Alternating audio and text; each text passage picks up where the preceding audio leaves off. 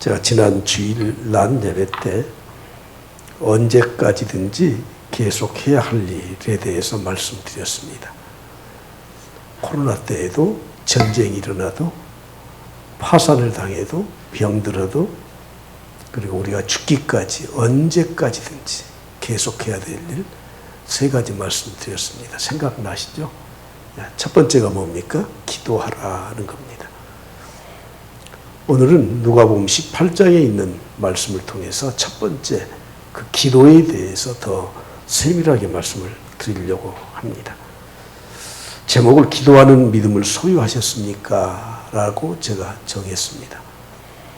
마지막 결론 부분에 왜 기도하는 믿음이라는 말을 했는지 말씀을 드리고자 합니다. 먼저 기도란 무엇인가 하는 것입니다. 모든 종교에는 기도가 있습니다. 종교 생활하지 않는 사람들까지도 자기의 소원, 그 염원하는 것을 바라는 간절한 마음을 기도로 표현을 하고 있습니다. 그러나 다른 종교 또 불신앙을 가진 자들의 기도와 믿음을 가진 자들의 기도, 성경에서 말하는 기도, 기독교의 기도는 본질적으로 다르다고 하는 것입니다. 기도가 무엇입니까? 기도는 하나님 아버지께 드리는 신령한 제물이에요.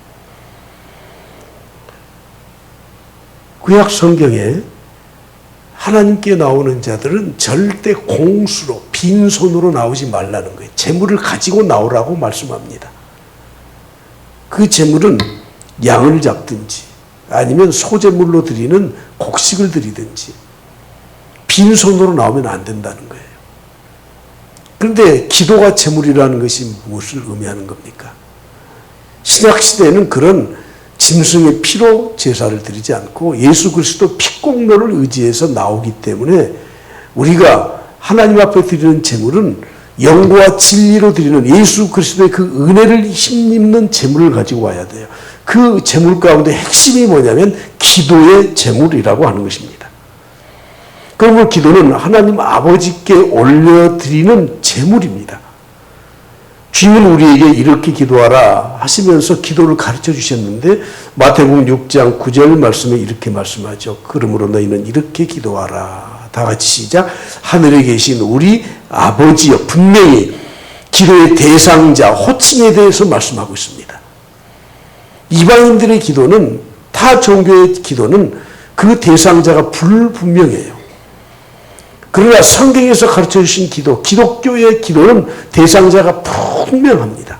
하나님 아버지께 하나님과 우리의 관계를 아버지와 자녀의 관계로 분명하게 말씀하시면서 아버지께 구하라고 말씀합니다. 허구에 찬 기도가 아닙니다. 막연한 기대를 갖는 것도 아닙니다.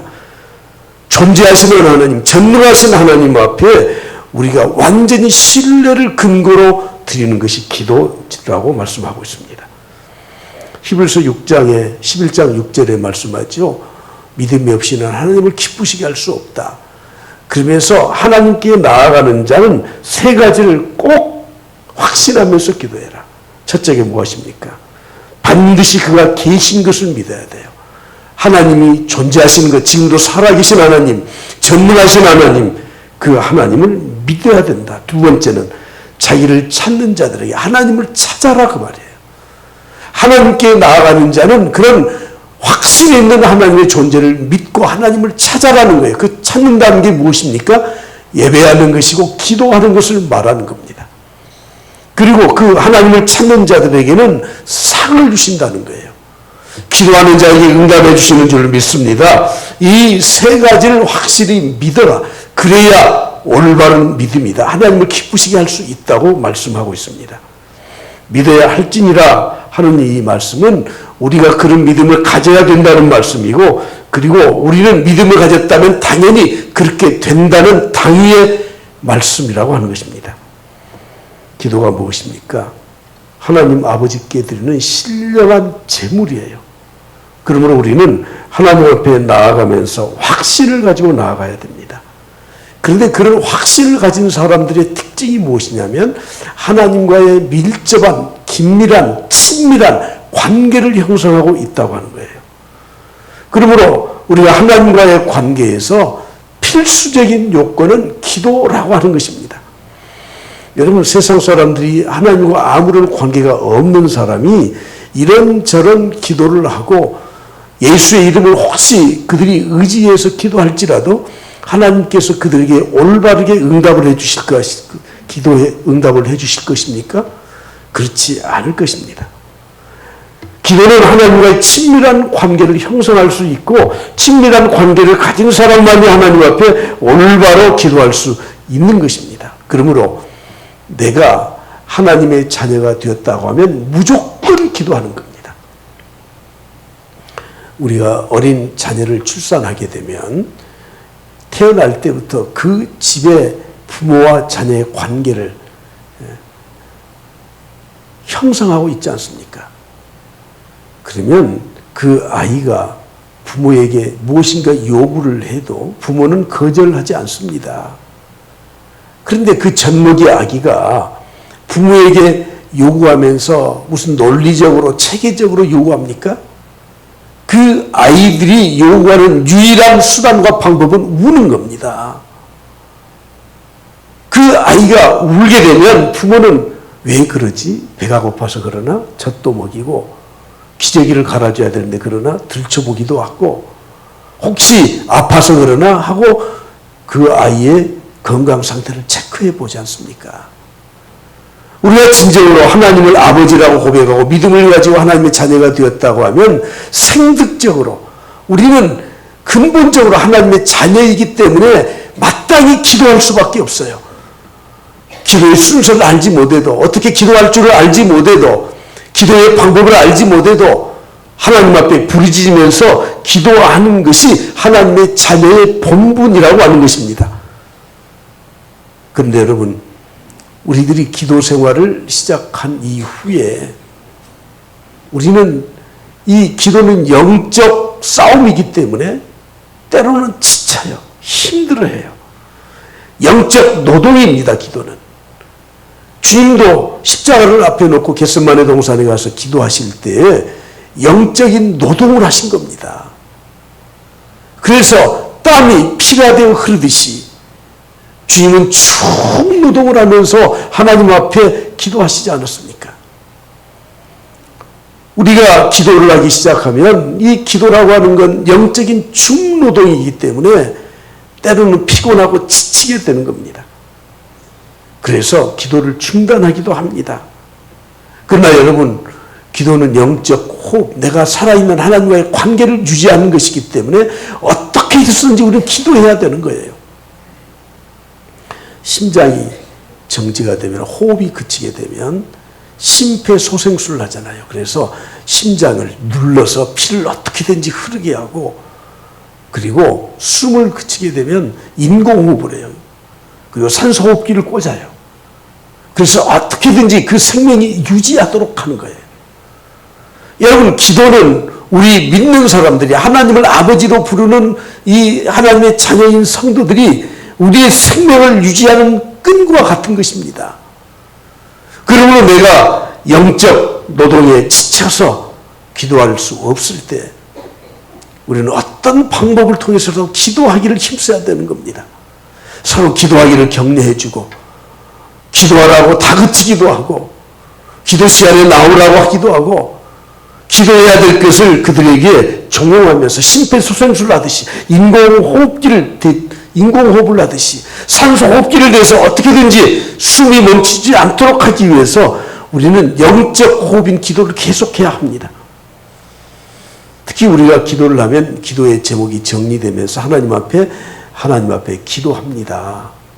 그런데 여러분, 내 기도의 제목대로 이루어지지 않을 때 우리는 낙심하지 않습니까? 우리는 기도하면서 우리의 기도의 제목을 하나님의 뜻대로 바꾸고 갈 수도 있어야 되는 것입니다. 하나님의 뜻을 이루도록 우리는 기도를 바꿔가야 돼요. 그렇지 않고 끝까지 내 기도를 고집하게 되면 우리는 중간에 낙심하게 된다는 겁니다. 무엇보다도 우리가 기도할 때는 믿음을 가지고 기도해야 됩니다. 하나님 나라에 대한 확신과 믿음을 통해서 하나님 앞에 기도해야 되는 겁니다. 하나님의 뜻과 사역을 위해서 기도해야 됩니다. 그래서 처음에 기도할 때는 내 필요를 하나님 앞에 간구하며 기도했다가 나중에는 하나님의 필요를, 하나님의 나라를 위해서 기도하는 것으로 바뀌어 갑니다. 일상적인 내 필요를 요구하면서 하나님 앞에 기도하다가 영적인 필요를 통해서 다시 내 기도를 바꾸어가는 것입니다. 내 영혼을 위해서, 하나님의 영원한 영광을 위해서, 내가 잘못된 가치관, 신앙관을 가지고 있는 것의 변화를 위해서 마땅히 기도하게 되는 것입니다. 다시 말씀드리지만 기도는 성도들이, 하나님의 자녀들이 마땅히 해야 될 영적 재물이라고 하는 거예요. 시편 51편 17절에 말씀합니다. 하나님께서 구하시는 제사는 상한 심령이에요. 하나님이 우리에게 요구하는 기도의 제물은 무엇입니까? 상한 심령을 하나님 앞에 드리라고 하는 겁니다. 하나님이여 상하고 통회하는 마음을 주께서 멸시하지 아니하시리라 말씀하고 있습니다.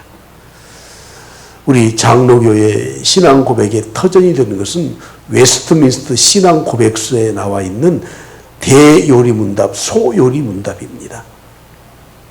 요즘 교회들이 그것을 잘 가르치지 않지만 신학을 공부한 사람은 그 토대 위에 올바른 신앙이 서 있어야 돼요.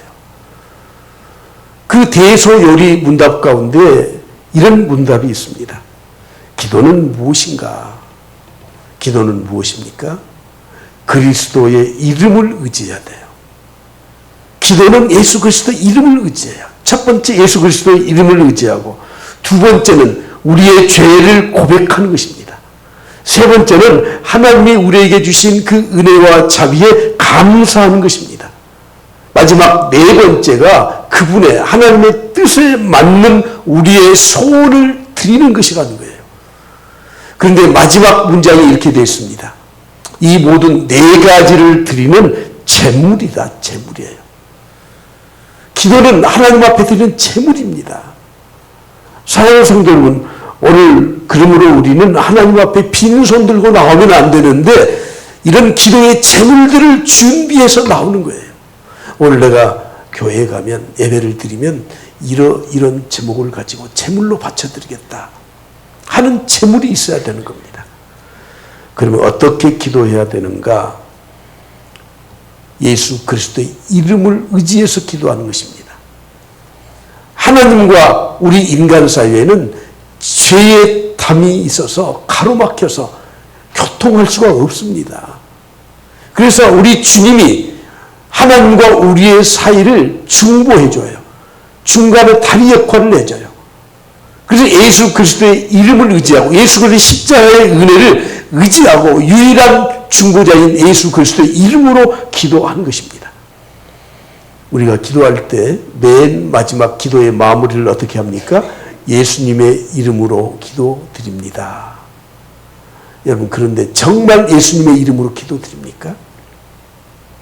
기도의 매 구절 구절마다 나는 하나님 앞에 간구할 자격이 없지만 예수 그리스도의 그 십자가의 은혜로 간구한다고 하는 그 마음, 그 진실한 마음을 담아서 기도해야 되는 거예요. 그리고 주님은 이렇게 말씀하십니다. 지금까지는 너희가 내 이름으로 아무것도 구하지 아니하였다. 예수님이 오시기 전에는, 구약시대에는 예수의 이름으로 기도하지 못했습니다. 그러나 주님이 이 땅에 오신 이후에, 십자가의 은혜를 우리에게 베풀어 주신 이후에는 내 이름으로, 예수 그리스도의 이름으로 구하게 되는 겁니다. 구하라. 예수 그리스도의 이름으로 구하라. 그리하면 받으리니 너희 기쁨이 충만하리라고 말씀을 합니다. 아라비안 나이트에 나오는 열려라 참깨 혹시 아세요? 그 보물창고 앞에 가서 이 주문을 외워야 돼. 그러면 문이 열려요. 그런데 그 문을 열러 간 사람이 참깨를 잊어버렸어요. 그래서 열려라 쌀, 열려라 보리쌀, 열려라 뭐 다 해도 안 열려. 나중에 다 하다가 참깨가 생각이 났어. 열려라 참깨. 그랬더니 문이 확 열려요. 여러분, 주문을 내듯이 예수 그리스도의 이름으로 기도하는 게 아닙니다. 세상에는 그런 도와 지어낸 이야기가 있지만 내가 정말 예수 그리스도의 이름을 의지하지 않는데 형식적으로만 예수님 의지하면서 기도합니다. 그런다고 해서 하나님이 받으신 기도가 아니라는 거예요. 내가 혹시 그 말을 잊어먹었어. 그래서 예수님의 이름으로 기도하는 걸 깜빡 놓쳤어요. 그럼에도 불구하고 내가 예수의 십자가의 은혜로 기도했다고 하면 하나님은 그 기도를 받으신다고 하는 것이에요. 제가 어떤 분에게 종교가 무엇입니까? 하고 물어보니까 내 종교는 기천불교입니다. 그러더라고요. 그분이 설명을 해주더라고. 어렸을 때는 떡 얻어먹으러 친구 따라서 교회에 가서 기독교했는데 나중에 사회생활을 하다 보니까 좀 자유롭게 신앙생활하기 위해서 유사한 천주교를 다녔대요. 그러다가 지금은 다 돌아보니까 그래도 마지막 종교 하나를 더 가져야 되겠기에 불교에 심취해 있대요. 그래서 내 불교는 기천불교라고 하시더라고. 그래서 제가 이렇게 말했습니다. 이제는 원래대로 돌아오실 때가 됐네요. 우리 교회에 제가 성탄절에도 또 대각성 전도 집회 때도 초청을 했는데 온다고 찰석같이 약속을 해놓고 안 오셔. 아마 교회 나오기가 좀 힘드신 것 같아요. 세상 사람들은 그래 손해날 거 없지. 부처님 이름으로 마음의 트의 이름으로 뭐 남녀 호랭이 있교 그런 것도 이용하고 아니 하나님 아니 천주교도 중요하니까 하느님의 이름으로 여러분 별의 별 말로 다 해보십시오. 주님이 우리의 기도를 들으시는지. 오직 예수 그리스도만이 우리의 유일한 중보자여 예수 그리스도의 그 십자가의 은혜를 의지하고 기도해야 하는 것입니다. 주님은 우리에게 이렇게 말씀하십니다. 수고하고 무거운 짐진 자들아 우리의 죄의 짐, 죽음의 짐, 인생의 고통스러운 모든 짐을 가진 자들아 다 내게로 오라. 내가 너희를 쉬게 하리라. 주님이 쉬게 해주는 중보자의 사명을 감당하신다는 겁니다. 지금도 우리 주님은 하나님 보호자 우편에 계시면서 우리를 위해서 친히 중보하고 계십니다. 그렇다고 해서 우리가 하나님의 자녀가 되었다고 해서 우리의 모든 인생의 무거운 짐이 다 없어지는 게 아니에요. 죄악과 사망의 무거운 짐은 다 담당해 주셨어요. 그러나 우리가 지금도 감당해야 될 사명, 믿음을 가진 이후에도 우리에게 짐이 있어요. 바울 사도는 그 짐을 이렇게 말씀합니다. 고린도후서 4장에 보면 우리가 사방으로 우겨싸임을 당해요. 하나님 때문에, 사명 때문에 믿음을 지키기 위해서 우겨싸임을 당해요. 답답한 일을 당해요. 박해를 받아요. 거꾸러뜨림을 당해요. 사람들이 나를 모함하고 나를 거꾸러뜨려요. 그런데 보십시오. 그 다음에 나오는 10절 말씀에 이렇게 말씀합니다. 항상 예수의 죽음을 몸에 짊어졌다. 예수 그리스도의 십자가의 그 죽음을 나는 함께 짊어지고 산다. 그래서 예수의 생명이 또한 내 몸에 나타나게 된다고 말씀합니다. 오늘 우리가 믿는 사람이라고 해서 코로나를 비껴나갈 수도 없습니다. 우리에게 무거운 짐이 있습니다. 우겨싸임을 당하고 있습니다. 답답한 일을 당합니다. 그러나 우겨싸임을 당하여도 쌓이지 아니하고 답답한 일을 당하여도 낙심하지 아니하고 박해를 받아도 버림받지 아니하고 거꾸로 뛰임을 당해도 망하지 아니하는다. 그 이유가 무엇입니까? 예수 그리스도가 그 예수 그리스도의 십자가를 나는 함께 지고 있기 때문에 내 안에 예수 그리스도가 가지신 그 부활과 생명의 능력이 있어서 우리는 이 모든 것에서 능히 이길 것이라고 말씀하고 있습니다. 사랑하는 성도 여러분, 어떻게 기도해야 됩니까? 예수 그리스도의 십자가의 능력을 의지하면서 유일한 중보자인 예수 그리스도만을 바라보면서 기도하는 것입니다.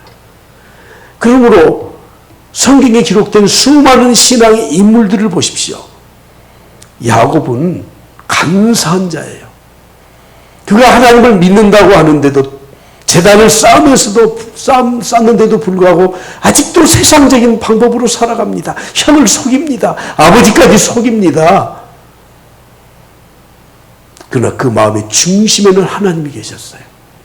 결국엔 그의 인생의 말년에는 그의 변화된 삶을 보여주지 않습니까?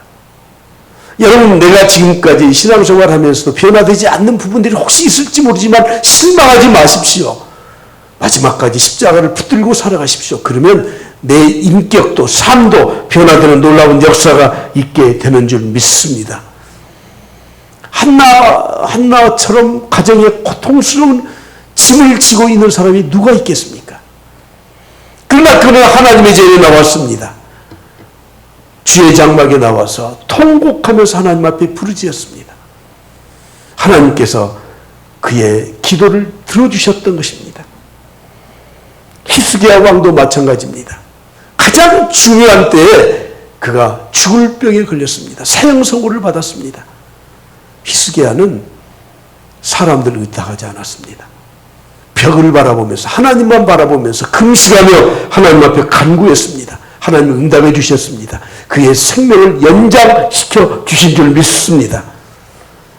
신구약 성경에 욥만큼 경건하게 산 사람이 없어요. 그는 완벽한 믿음 생활을 했습니다.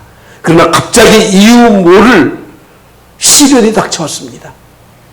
하나님이 주셨던 모든 재물이 하루아침에 다 없어졌습니다. 10남매가 한꺼번에 죽었습니다. 육신의 질병을 앓고 있었습니다. 옆에 있어야 될 아내까지도 떠나버렸습니다. 그러나 욥은 이렇게 말을 합니다. 내가 적신으로 왔으니 이 모든 것이 없어진 것도 하나님의 은혜다. 그러면서 그 입으로 원망하지 아니하고 하나님께 범죄하지 아니하며 하나님을 찬양하고 기도했다고 성경은 소개하고 있습니다. 이것이 기도입니다. 여러분, 예수 그리스도의 이름을 항상 의지하면서 살아갈 수 있길 바랍니다. 예수의 이름으로 나는 일어서리라. 주가 주신 능력으로 나는 일어서리라. 원수가 날 향해 와도 쓰러지지 않으리. 주가 주신 능력으로 주가 주신 능력으로 마지막 다 같이 주가 주신 능력으로 일어서리. 여러분, 기도는 믿는 사람이 마땅히 할 수밖에 없는 거예요. 그리고 그 기도의 핵심은 예수 그리스도예요. 주님의 십자가를 의지하면서 하나님을 믿고 당당하게 나아가는 겁니다. 그래서 오늘 저는 지금까지 드린 이 말씀을 종합해서 본론과 결론으로 드리고 싶은 말씀이 기도하는 믿음이에요. 믿음이 있는 자는 기도하게 되어 있습니다. 기도하는 자는 믿음이 있다는 것을 나타내는 증거이라고 하는 것입니다. 오늘 본 말씀을 보십시오. 8절 하반절에 이렇게 말씀합니다. 인자가 올 때에 세상에서 믿음을 보겠느냐. 인자가 올 때가 언제입니까? 마지막 때, 혼란의 때, 핍박의 때, 환란의 때에 믿음을 보겠느냐. 믿는 자가 없다. 그런 뜻이 아닙니다. 그 앞에 있는 말씀을 총정리해서 기도하는 믿음을 가진 자들이 정말 있겠느냐 하는 그런 결론을 내린 거예요. 그래서 오늘 저는 기도하는 믿음을 소유하셨습니까? 하는 제목을 여러분들에게 드렸던 것입니다. 여러분 정말 믿음이 있으시죠? 그런데 기도하고 계십니까? 여러분 기도하고 계시죠? 밤낮 쉬지 않고 기도하고 있습니까? 그러면 나는 적어도 믿음이 있다는 증거라고 하는 것입니다. 스코틀랜드의 종교개혁자요, 스코틀랜드 장로교의 창시자인 존 나스크스 목사님은 이렇게 말했습니다. 기도하는 한 사람이, 오늘 본문에서 말하는 이 과부처럼 밤낮 쉬지 않냐고, 오직 기도하는 그 한 사람, 그 한 사람이 기도하지 않는 한 민족보다 힘이 더 강하다, 이렇게 말을 했습니다. 여러분, 사탄이 가장 두려워하는 존재는 어떤 존재인지로 압니까? 돈 많은 사람, 능력 있는 사람, 산을 옮길 만한 무슨 권세를 행하는 사람 아닙니다. 사탄이 가장 두려워하는 자는 기도하는 자예요. 밤낮 쉬지 않고 기도하는 자를 사탄은 가장 두려워합니다. 그래서 어떻게든지 교회를 시험에 들게 하려고 하면, 그 사람의 신앙을 무너뜨리려고 하면 기도하는 것을 방해하는 겁니다. 기도하지 못하도록 만드는 겁니다. 코로나 핑계대고 기도하지 않습니다. 요즘 피곤해서 건강 때문에 기도하지 않습니다. 사업이 힘들어서 기도하지 않습니다. 예배드리지 않습니다. 사탄은 그런 전략을 쓰고 있다는 것을 아셔야 돼요. 내가 어떤 시련과 아픔이 있을지라도 내가 기도하게 될 때, 하나님 앞에 나와서 예배드릴 때, 한 민족, 기도하지 않는 민족, 예배드리지 않는 민족, 믿음으로 살아가지 않는 민족보다 힘이 훨씬 더 강하다고 하는 것입니다. 사도 바울은 디모데전서 2장 8절에서, 오늘 제가 프레젠테이션 말씀을 준비하지 않았지만 특히 남자들보다 기도하라고 해요. 그러므로 각처에서 남자들이 분노와 다툼이 없이, 남자들이 사회생활하고 경제생활을 많이 하기 때문에 다툼과 분노가 많은 것 같아. 그래서 바울사도는 디모데전서에서 말씀합니다. 각처에서 남자들이 분노와 다툼이 없어라. 그리고 거룩한 손을 들어 기도하기를 원한다고 말씀했습니다. 여러분, 대부분 기도하시는 분들이 여자분들이 많잖아요. 그러나 우리 남자들이 기도해야 돼. 남자들이, 남자 집사님들이, 장로님들이 기도해야 돼요. 그러면 교회가 달라져요. 가정이 달라져요. 이 사회가 달라집니다. 마가복음 11장 24절에 말씀합니다. 그러므로 내가 너희에게 말하노니 무엇이든지 여러분의 개인적인 사적인 것이든지 영적인 일이든지 어떤 일이든지 기도해라. 기도하고 구하는 것을 받은 줄로 믿어라. 기도할 때 어떻게 기도해야 됩니까? 예수 그리스도의 이름으로 확신을 가지고 믿음으로 기도해라는 거예요. 그리하면 너희에게 그대로 되리라고 말씀하고 있습니다. 참 믿음을 가진 자는 믿음으로 기도하는 자입니다. 이미 말씀드린 것처럼 참 믿음은 어떤 것입니까? 기도하는 믿음입니다. 기도하는 믿음을 가진 자는 참 믿음을 가진 자들입니다. 그러면 지금 내가 기도하고 있는가, 정말 간절히 기도하고 있는가 하는 것은 내 믿음을 가늠하는 척도가 되는 것입니다. 오늘 저는 마지막 결론으로 기도의 응답에 대해서 말씀드리고자 합니다. 주님은 이렇게 말씀하셨습니다. 7절에 하물며 하나님께서 그 밤낮 부르짖는 택하신 자들의 원한을 풀어주지 아니하시겠느냐? 그들에게 오래 참으시겠느냐? 여러분, 특별히 이 과부의 부르짖음은 원한이에요. 원한. 힘이 없어요. 남편이 없어요. 의지할 곳이 없어요. 그래서 억울함을 당했어요. 그래서 그 억울함을 풀 데가 없어서 이 재판관에게 가서 밤낮 자기의 원한을 풀어달라고 예언했던 겁니다. 여러분, 인생을 살다 보면 우리의 원한이 참 많아요. 나는 진실로 했는데 상대방에서는 그걸 진실로 안 받아줘요. 나는 이런 의도를 가지고 했는데 다른 결과를 가져와요. 사람들이 오해를 해요. 사람들이 나를 원망해요. 나에게 고통스러운 짐을 지어줘요. 억울한 일이 있어요. 심적인 부담이 있어요. 마음의 상처와 아픔이 있어요. 전부 다 이것이 억울한 일이에요. 원한이에요. 원한. 이것을 하나님께 밤낮 부르짖으면 풀어주신다. 풀어주신다. 할렐루야. 풀어주셔요.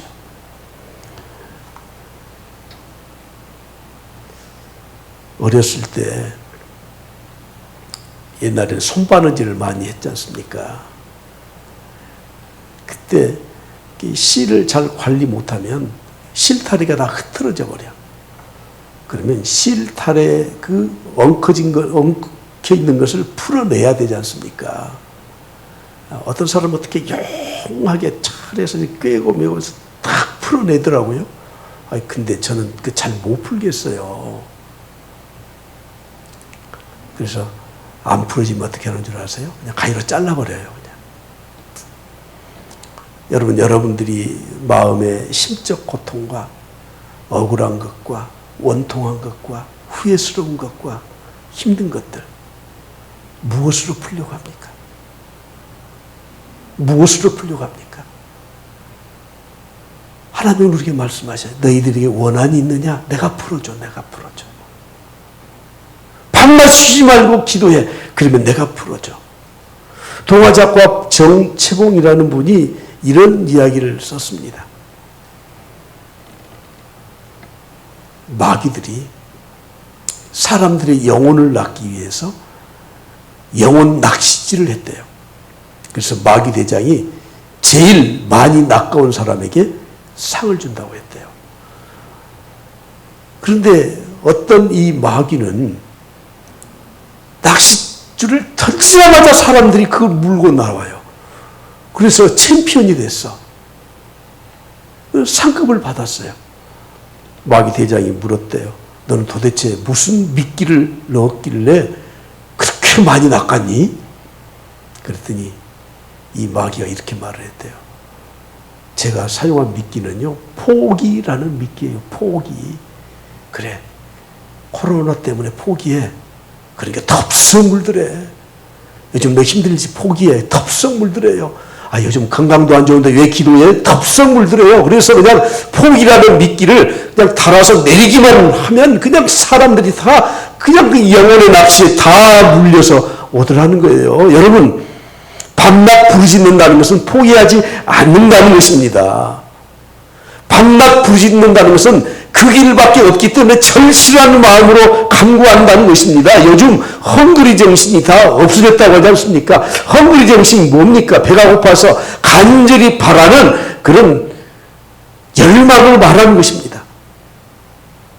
밤낮 부르짖는다는 것은 쉬지 않고 기도한다는 것입니다. 데살로니가서 5장에 말씀하죠. 항상 기뻐하라. 쉬지 말고 기도하라. 범사에 감사하라.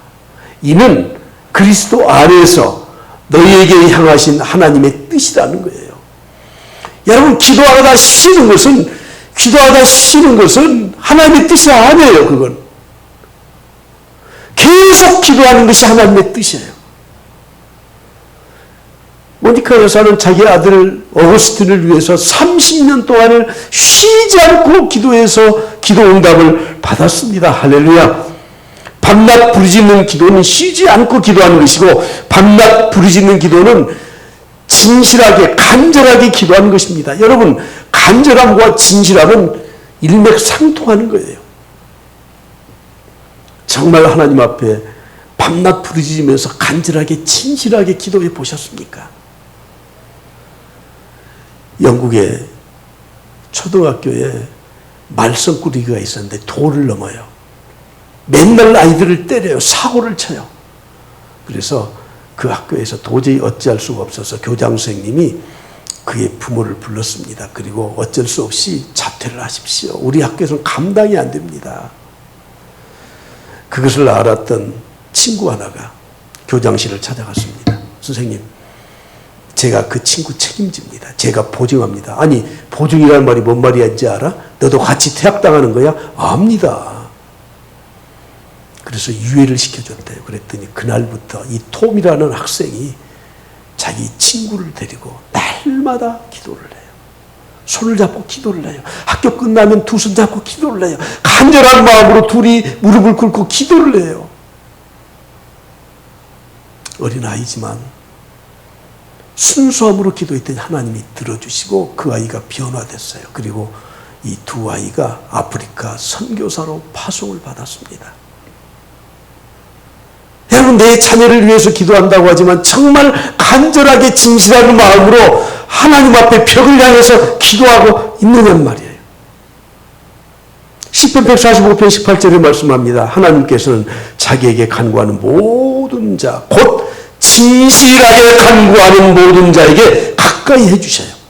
진실하게 간절하게 밤낮 부르짖는 그 기도를 하나님은 들으시는 거예요. 그가 자기를 경외하는 자들의 소원을 이루어 주시며 또 그들의 부르짖음을 들어서 구원하시리라고 말씀하고 있습니다. 밤낮 부르짖는 기도, 쉬지 않고 하는 기도예요. 간절하게 진실하게 하는 기도예요. 밤낮 부르짖는 기도, 확신을 가지고 기도하는 기도입니다. 야고보서 1장 6절 7절에 말씀합니다. 오직 믿음으로 구하고 조금도 의심하지 말라. 의심하는 자는 마치 바람에 밀려 요동하는 바다 물결 같아. 이런 사람은 무엇이든지 주께 얻기를 생각도 말라. 국물도 없다. 그런 뜻입니다. 사랑하는 성도, 오늘 마지막 결론으로 드리고 싶습니다. 밤낮 간절하게 진실하게 기도하게 되면 우리가 영적인 큰 유익을 얻게 돼요. 간단히 4가지 말씀드리겠습니다. 첫째는 이렇게 끈기 있게 기도함으로 우리의 인생의 초점이 하나님께 맞춰져요. 하나님께. 간절히 기도하게 되면 내 인생의 초점이 하나님께 맞춰져. 그러면 하나님께 초점을 맞추면 하나님이 내 인생을 책임지시고 인도해 주시는 거예요. 우리가 어렸을 때 이 확대경 돋보기를 가지고 햇볕을 모으면 여러분 그 햇빛이 모아진 초점에 종이를 대면 타잖아요. 우리에겐 돋보기가 없었어. 그래서 할아버지 안경을 몰래 훔쳐다가 그 도수는 약한데요. 그걸 이렇게 딱 그것도 타더라고. 간절히 기도하는 것은 내 인생의 초점을 하나님께 맞춰드리는 거 맞죠.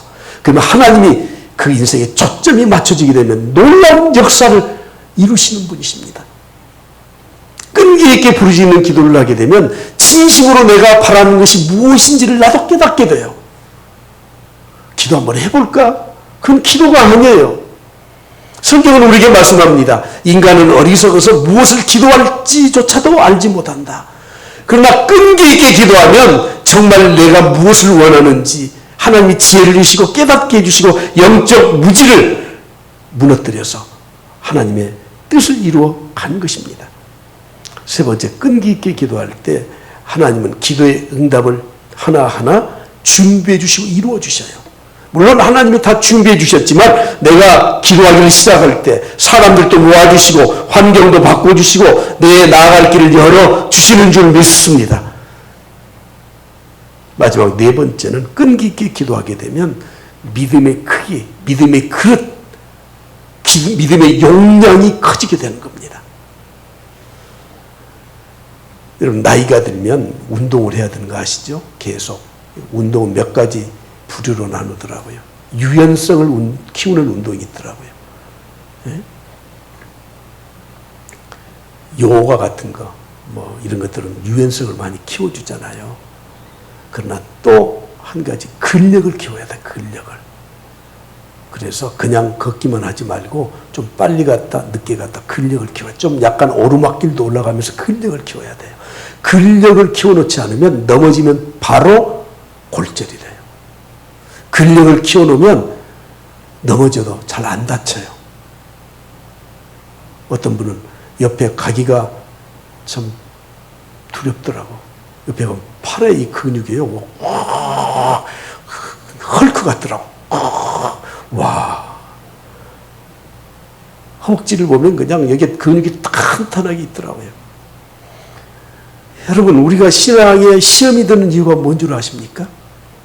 믿음의 그릇, 기도를 통해서 영적인 이 근육을 탄탄하게 만들어 놓지 않으니까 조금만 힘들어도 교회 나가네 만에 하나님 있네 없네 뭐 시험에 걸렸네 만에 그런 겁니다. 기도하는 것은 내 믿음의 용량을 키우는 겁니다. 기도하는 것은 내 믿음을 탄탄하게 세워주는 겁니다. 여러분 야구 선수들 배팅할 때 팔로 하면 안 됩니다. 딱 다리를 고정시키고 그냥 딱 서 있으면 흔들림이 없으면 힘이 팍 나오잖아요.